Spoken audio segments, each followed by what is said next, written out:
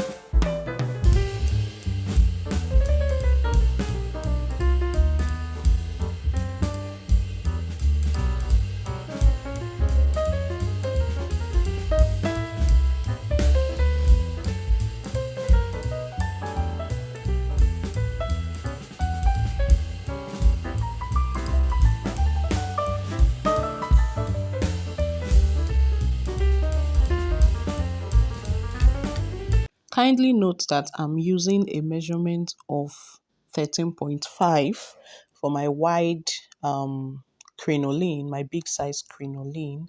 Okay, I'm using 13.5 for the length, and of course the width is the big size, which is if you have 6 inches, fine. If you have 7 inches, fine.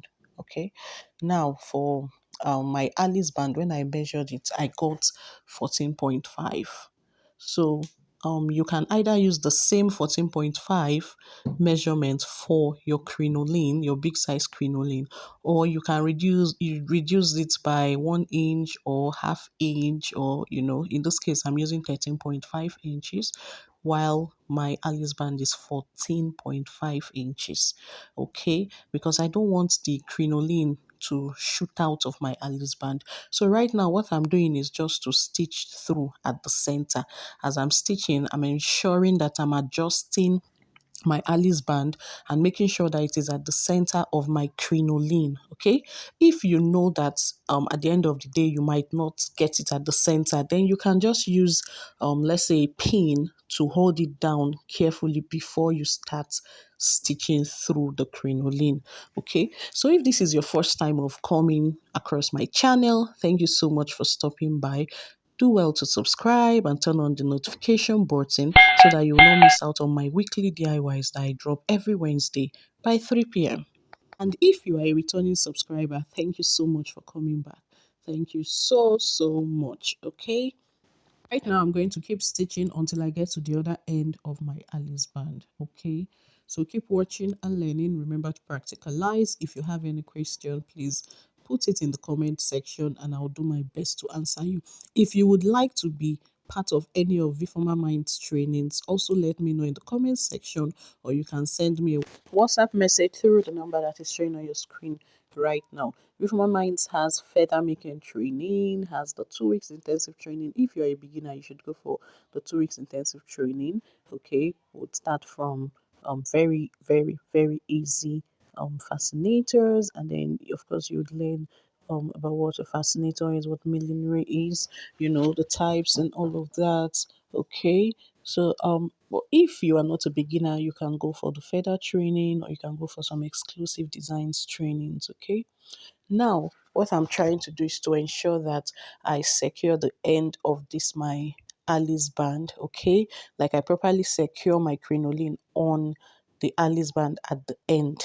So keep watching and learning. Remember to practicalize.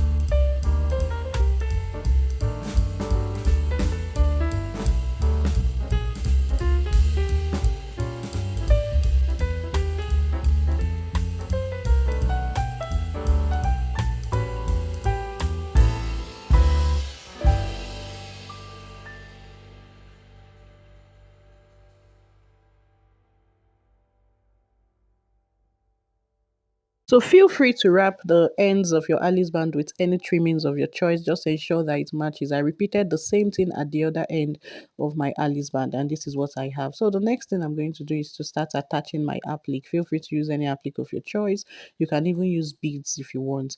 Now, this is why I did not use my hot glue gun again. They took the lights. Yes, I'm in Nigeria, and there's usually NEPA's taking the lights. There's usually light failure. Is it light failure that we're going to call it? So I couldn't use the hot glue gun again. Although in one of my DIYs, I explained how I use just the glue, when there's no lights. But in this case, I said to just use my B6000 since I have it handy here. Okay. And it still did the job for me. So I'm going to just apply it along the Alice band. Remember, our Alice band is at the center of the crinoline, and then I'm going to place my applique on it and apply some pressure so that it will stick on it. Feel free to use more appliques. Feel free to use any embellishment of your choice that will come out very beautiful. Okay. There is no room for wastage here. Oh. There is no room for wastage. So my B6000 glue wasn't coming out through the proper route again, through the mouth. I had to use my scissors to divide it into two. And then I got some more glue. What if I had thrown it away? That's how I would have wasted the glue. Anyways, back to our fascinator.